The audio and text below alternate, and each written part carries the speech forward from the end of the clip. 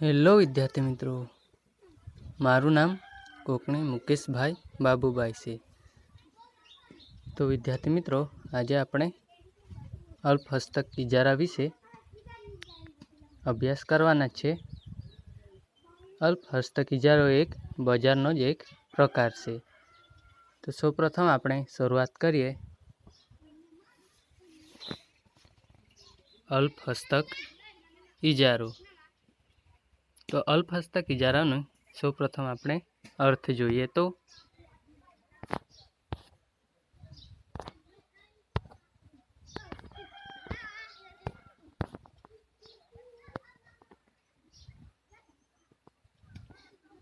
અલ્પહસ્તક ઇજારાને અંગ્રેજીમાં ઓલિગોપોલી કહે છે, જે ગ્રીક ભાષાનો શબ્દ ઓલિગોસ એટલે કે અલ્પ અથવા થોડા અને પોલિયન એટલે વેચનાર। આમ અલ્પહસ્તક ઇજારાનો અર્થ અલ્પ ઉત્પાદકો કે વેચનારાઓનું બજાર તરીકે થાય છે। તો જે વિદ્યાર્થી મિત્રો ઓલિગોપોલી છે એને આપણે એ ગ્રીક ભાષાનો શબ્દ છે, ઓલિગોસ અને પોલિયન। તો ઓલિગોસ એટલે અલ્પ અથવા થોડા અને પોલિયન એટલે વેચનાર। તો અલ્પહસ્તક ઇજારાનો અર્થ એ અલ્પ ઉત્પાદકો કે વેચનારાઓનું બજાર એવું થાય છે। અલ્પહસ્તક ઇજારો એક એવું બજાર છે જેમાં અલ્પ ઉત્પાદકો કે વેચનારાઓ સમાન ગુણી વસ્તુઓ અથવા નજીકની અવેજી વસ્તુઓનું ઉત્પાદન કે વેચાણનું કાર્ય કરે છે। તો અલ્પહસ્તક ઇજારાની વ્યાખ્યા આગળ આપણે જોઈએ તો પહેલી વ્યાખ્યા આપી છે પ્રોફેસર સ્ટીગલર। પ્રોફેસર સ્ટીગલરે વ્યાખ્યા આપતા એવું કહે છે કે અલ્પહસ્તક ઇજારો એક એવી પરિસ્થિતિ છે કે જેમાં પેઢી પોતાની બજાર અંગેની નીતિ પોતાના હરીફોની આધારિત વર્તણૂકના આધારે બનાવે છે। કે જે અલ્પહસ્તક ઇજારો છે વિદ્યાર્થી મિત્રો, કે જે એક એવી પરિસ્થિતિ છે કે જેમાં જે પેઢી છે, જે વેચનાર છે, તે પોતાના બજાર અંગેની નીતિ પોતાના હરીફોની આધારિત વર્તણૂકના આધારે બનાવે છે। બીજી વ્યાખ્યા છે પ્રોફેસર બોમલ। પ્રોફેસર બોમલ એવું કહેવા માંગે છે કે અલ્પહસ્તક ઇજારો એક એવું બજાર છે જેમાં અલ્પ વેચનારાઓ પૈકી કેટલાક વેચનારાઓ બજારમાં એટલું મોટું કદ ધરાવે છે કે બજારની કિંમતે અસર પહોંચાડી શકે છે। કે અલ્પહસ્તક ઇજારો એક એવું બજાર છે જેમાં જે વેચનારાઓ છે, જે અલ્પ વેચનારાઓ છે, એ પૈકીના કેટલાક વેચનારાઓ બજારમાં ઘણું મોટું કદ ધરાવે છે, જે બજારની કિંમતને અસર પહોંચાડી શકે છે। આગળ જોઈએ તો અલ્પહસ્તક ઇજારાના લક્ષણો। અલ્પહસ્તક ઇજારાના લક્ષણો 5 જેટલા છે। પહેલું છે અલ્પ વેચનારાઓ અને અસંખ્ય ખરીદનારા। બીજું છે સમાન ગુણી કે નજીકની અવેજી વસ્તુ। ત્રીજું છે પેઢીઓનો પ્રવેશ। ચોથું છે વેચાણ ખર્ચ। પાંચમું છે પરસ્પર અવલંબન અને છઠ્ઠું છે કિંમતની ચુસ્તતા। તો પહેલું આપણે લક્ષણ જોઈએ તો અલ્પ અથવા થોડા વેચનારા અને અસંખ્ય ખરીદનારા। તો જે અલ્પહસ્તક ઇજારો છે એનું આપણે પ્રથમ લક્ષણ જોઈએ। અલ્પહસ્તક ઇજારાવાળા બજારમાં ઉત્પાદકો કે વેચનારા અલ્પ સંખ્યામાં હોય છે। અહીં પેઢીઓની સંખ્યા ખૂબ જ મર્યાદિત હોય છે। સામાન્ય રીતે આવા બજારમાં પેઢીઓની સંખ્યા 2 કે તેથી વધુ અને આશરે 10 થી 20 સુધી મર્યાદિત હોય છે, જેના કારણે જૂજ એટલે અલ્પ વેચનારાઓ બજાર પર ઇજારાશાહી પ્રકારનો કાબૂ ધરાવે છે, માટે આ બજારને અલ્પહસ્તક ઇજારાના નામે ઓળખવામાં આવે છે। જ્યારે બજારમાં ખરીદનારા અસંખ્ય હોય છે, જેથી વ્યક્તિગત રીતે ખરીદનારનું અસ્તિત્વ ખૂબ જ નાનું હોય છે, જેના કારણે ખરીદનારાઓ વસ્તુની કિંમત પર અસર પાડી શકતા નથી। તો આપણે સૌપ્રથમ લક્ષણ જોયું અલ્પહસ્તક વેચનારા અને અસંખ્ય ખરીદનારા. તો જે આપણને લક્ષણો બતાવવામાં આવ્યું છે એના આધારે જ આપણે સામાન્ય રીતે આપણને માહિતી મળી જતી હોય છે કે અહીં આપણને એવું કહ્યું છે કે અલ્પ વેચનારા અને અસંખ્ય ખરીદનારા. તો અલ્પ હસ્તક ઇજારાવાળું બજાર એવું છે વિદ્યાર્થી મિત્રો જ્યાં થોડા જ વેચનારાઓ છે અને અસંખ્ય ખરીદનારાઓ આપણને આવા બજારમાં જોવા મળે છે.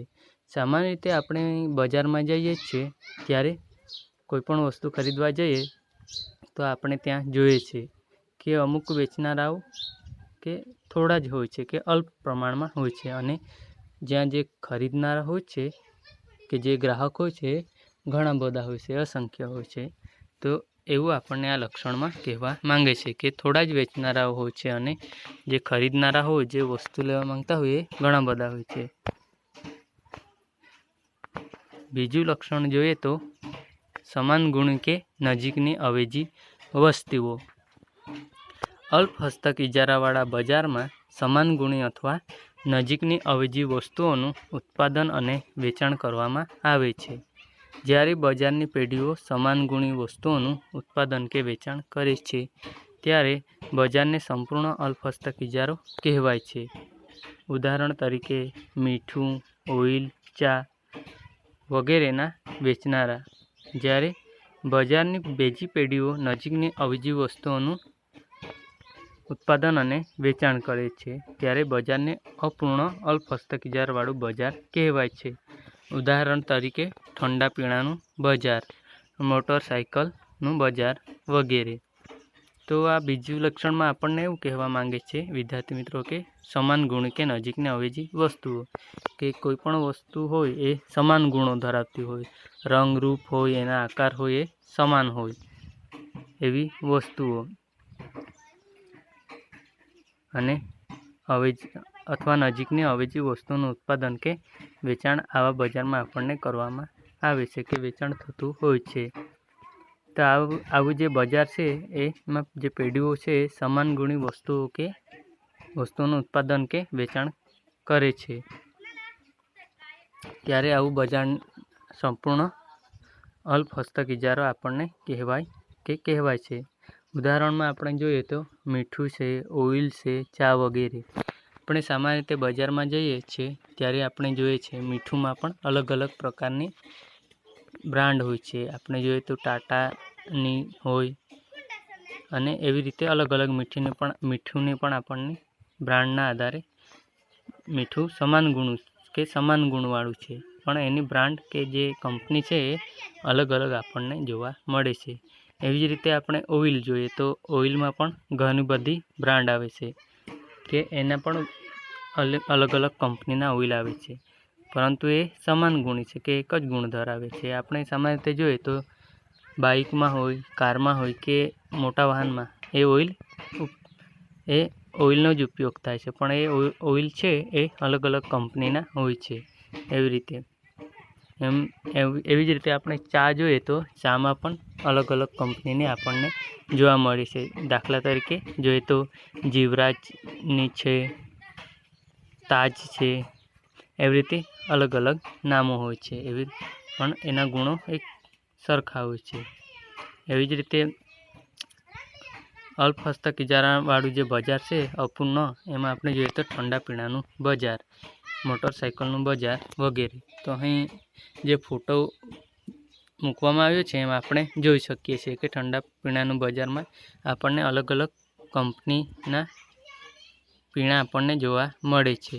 એવી જ રીતે મોટરસાઇકલને પણ અલગ અલગ અવેજી બજાર આપણને જોવા મળે છે. ત્રીજું જોઈએ તો પેઢીઓનો પ્રવેશ. અલ્પ હસ્તક ઇજારાવાળા બજારમાં નવી પેઢીઓનો પ્રવેશ અલ્પ હસ્તક ઇજારાના પ્રકાર મુજબ મુક્ત કે પ્રતિબંધિત હોય છે. જો બજારમાં મુક્ત અલ્પ હસ્તક ઇજારો પ્રવર્તમાન હોય તો તેવા બજારમાં નવી પેઢીઓનો માટેનો પ્રવેશ મુક્ત હોય છે અને જ્યારે બજારમાં પ્રતિબંધિત અલ્પ હસ્તક ઇજારો પ્રવર્તમાન હોય છે ત્યારે બજારમાં નવી પેઢીઓનું પ્રતિબંધિત હોય છે. તો વિદ્યાર્થી મિત્રો પેઢીઓનો પ્રવેશમાં આપણે જોઈએ તો અલ્પ હસ્તક ઇજારાવાળા બજારમાં નવી પેઢીઓનો પ્રવેશ અલ્પહસ્તક ઇજારાવાળાના પ્રકાર મુજબ મુક્ત કે પ્રતિબંધિત આપણને જોવા મળે છે. આગળનો પ્રકાર જોઈએ તો વેચાણ ખર્ચ.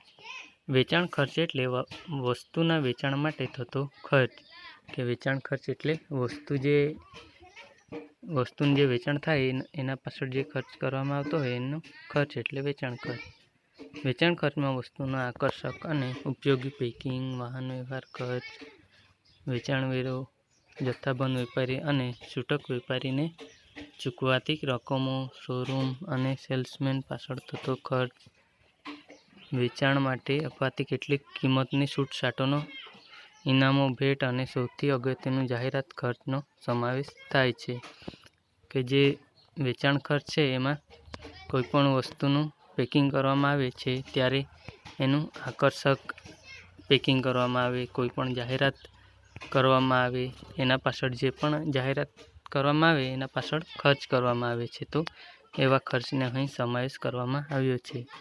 અલ્પહસ્તક ઇજારામાં હરીફાઈ ખૂબ જ તીવ્ર પ્રકારની હોવાથી વેચાણ ખર્ચ ખૂબ જ ઉપયોગી થઈ પડે છે. કે જે અલ્પહસ્તક ઇજારો છે એમાં હરીફાઈ ખૂબ છે. આપણે સામાન્ય રીતે બજારમાં જઈએ તો કોઈપણ વસ્તુનું અલગ અલગ બ્રાન્ડ આપણને જોવા મળે છે, તો એના પાછળ પણ ઘણી બધી હરીફાઈ રહેલી છે. કે કોઈપણ વસ્તુ બજારમાં મૂકવામાં આવે, ગ્રાહક એના પાછળ આકર્ષાય એના માટે એનામાં આકર્ષક એના ઇનામો, ભેટ કે કેટલીક છૂટછાટો આપણને જોવા મળે છે. આ બજારમાં ઉત્પાદકો કે વેપારીઓની મર્યાદિત સંખ્યા વચ્ચે હરીફાઈ થતી હોવાના કારણે ઉત્પાદકો કે વેપારીઓ ખરીદનારાને આકર્ષવાના ઉદ્દેશથી વેચાણ ખર્ચનો ઉપયોગ કરે છે. વાસ્તવમાં આ બજારની વસ્તુઓની એક ચોક્કસ ઓળખ હોવાના કારણે વેચાણ ખર્ચ ખૂબ જ ઉપયોગી બને છે. દાખલા તરીકે કાર ઉત્પાદકો, ટેલિવિઝન ઉત્પાદકો વગેરેની વિવિધ પ્રકારની જાહેરાતોનું અસ્તિત્વ જોવા મળે છે. આપણે સામાન્ય રીતે જોઈએ તો કાર છે, ટેલિવિઝન છે કે ટીવી છે, એના અલગ અલગ જાહેરાત આપણે ટીવી ઉપર જોઈએ છે અલગ અલગ કંપનીના. આગળ જોઈએ તો આગળનું લક્ષણ પરસ્પર અવલંબન. અલ્પહસ્તક ઇજારાવાળા બજારમાં ઉત્પાદકો કે વેચનારા અલ્પ સંખ્યામાં એટલે કે જૂજ હોય છે. અહીં ઉત્પાદકો વેચનારની સંખ્યા ખૂબ જ ઓછી હોવાના કારણે તેઓ એકબીજા વિશેની જરૂરી માહિતી રાખી શકે છે. કે જે અલ્પહસ્તક ઇજારાવાળા બજાર છે એમાં આપણને થોડા કે અલ્પ જ સંખ્યામાં ઉત્પાદકો કે વેચનારાઓ આપણને જોવા મળે છે. તેથી તેઓ એકબીજાની સંપૂર્ણ રીતે માહિતી એ લોકો રાખે છે. દાખલા તરીકે કાર ઉત્પાદકો, ટેલિવિઝન ઉત્પાદકો આ બજારમાં ઉત્પાદકો અને વેચનારાઓ જ્યારે તેઓ તેમની હરીફ પેઢીઓનું વસ્તુઓના પ્રકાર અને ગુણવત્તા ઉપર પણ ખૂબ જ ઊંડાણપૂર્વકની ચાંપતી દેખરેખ રાખે છે. જેના કારણે પેઢીઓ જ્યારે પોતાની વસ્તુની ગુણવત્તા કે કિંમતના સંદર્ભમાં નિર્ણય લેવાતી હોય ત્યારે તેને તેના હરીફોની વર્તણૂક પર એક અથવા બીજી રીતે અવલંબે કે આધાર રાખે છે. કે કોઈપણ વસ્તુ બનાવવામાં આવી હોય કોઈપણ વસ્તુ, તો એ હરીફ છે વેચનાર કે ઉત્પાદકે બીજા હરીફ કે ઉત્પાદકના કોઈપણ વસ્તુ પાછળ એ ચાંપતી નજર રાખે છે કે એ કેવું બ્રાન્ડનું છે, કેવી ગુણવત્તાવાળું છે, એ સંપૂર્ણ રીતે એ માહિતી રાખતો હોય છે. આગળનું જોઈએ તો લક્ષણ કિંમત ચુસ્તતા, કે એને ખાંચાવાળી માંગ રેખા તરીકે પણ ઓળખવામાં આવે છે.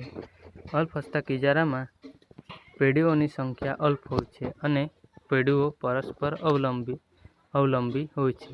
આપણે આગળ જોઈ ગયા કે અલ્પહસ્તક ઇજારો છે એમાં જે પેઢીઓ છે જે વેચનાર કે એ થોડા પ્રમાણમાં હોય છે કે અલ્પ પ્રમાણમાં હોય છે, માટે તેઓ એકબીજા ઉપર પરસ્પર અવલંબી હોય છે. જેના કારણે જો કોઈ એક પેઢી વસ્તુની કિંમત ઘટાડે તો માંગના નિયમ અનુસાર અન્ય પેઢીઓનું વસ્તુની કિંમતની સરખામણીમાં આ પેઢીની વસ્તુ સસ્તી બનતા તે પેઢીની વસ્તુની માંગમાં વધારો થશે. તેથી હરીફ પેઢીઓની માંગમાં ઘટાડો થશે. જો હરીફ પેઢીઓ આવું ન બનવા દેવા માંગતી હોય તો તેઓ પણ ફરજિયાત કિંમત ઘટાડો અપનાવવો પડે છે. આમ આ પ્રકારની કિંમત હરીફાઈને કારણે વસ્તુની કિંમત કોઈ એક નિમ્ન સ્તરે પહોંચી જાય છે, જ્યાંથી વધુ કિંમતનો ઘટાડો શક્ય બનતો નથી. જ્યારે બીજી તરફ કોઈ એક પેઢી વસ્તુની કિંમત વધારે તો તેની વસ્તુની માંગ ઘટશે, જેનો લાભ હરીફ પેઢીઓને થશે. આમ હરીફ પેઢીઓ કિંમત ઘટાડાને અનુસરે છે, પરંતુ કિંમત વધારો અનુસરતી નથી, જેથી આ બજારમાં વસ્તુની કિંમત કોઈ એક સ્તરે જડ એટલે કે ચુસ્ત બને છે અને આ પરિસ્થિતિને કારણે આ બજારમાં વસ્તુની માંગ રેખા ખાંચાવાળી બને છે. સામાન્ય રીતે વિદ્યાર્થી મિત્રો આપણે જોઈએ તો કિંમત ચુસ્તતા એ કે જે ખાંચાવાળી માંગ રેખા છે એમાં આપણે સામાન્ય રીતે માંગનો નિયમ આપણે જોઈ ગયા કે આગળના પ્રકરણમાં કે જો અન્ય પરિબળો યથાવત રહે તો વસ્તુની કિંમતમાં વધારો થાય તો એની માંગમાં ઘટાડો થશે અને જ્યારે વસ્તુની કિંમતમાં ઘટાડો થશે ત્યારે માંગમાં વધારો થશે. તો સામાન્ય રીતે આપણે જોઈ શકીએ કે કોઈ આ અલ્પહસ્તક ઇજારામાં પણ એવું જ છે કે કોઈ પણ વસ્તુનું જ્યારે જે વેચનાર છે એ કિંમતમાં ઘટાડો કરશે તો આપોઆપ એની વસ્તુ જે વેચવામાં બજારમાં મૂકે છે એમાં માંગમાં વધારો થશે. તો એવી જ રીતે કોઈ પણ અન્ય પેઢી છે એ પોતાની કિંમતમાં કોઈ પણ પ્રકારે ઘટાડો ન કરે તો એની વસ્તુ વેચાવાની નથી, પણ જે વેચનાર છે એ પોતાની કિંમત ઘટાડીને વસ્તુની કિંમત ઘટાડીને વેચે છે એની વધુ વસ્તુ વેચાશે. તો માટે જે હરીફ જે પેઢી છે એણે પણ કિંમત ઘટાડવી જ પડે છે અને પરંતુ જે કિંમત ઘટાડી છે ત્યાંથી એ પાછો વધારો કરી શકતો નથી. જ્યારે બીજી તરફ કોઈ પેઢી વસ્તુની કિંમત વધારે તો તે વસ્તુની માંગ ઘટશે.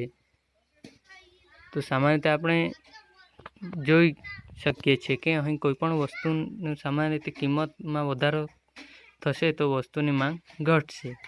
તેથી આ બજારમાં વસ્તુની કિંમત કોઈક સ્તરે જડ એટલે કે ચુસ્ત રહેશે કે આ એવું બજાર છે કે જ્યાં અમુક પરિસ્થિતિમાં કે અમુક ચોક્કસ સ્થળે આ કિંમત ચુસ્ત બનશે કે ત્યાં સ્થિર રહેશે, ત્યાંથી એ વધશે પણ નહીં અને ઘટશે પણ નહીં. એવી રીતે આ કિંમત ચુસ્તતા અહીં જળવાવી ખૂબ જ જરૂરી બને છે.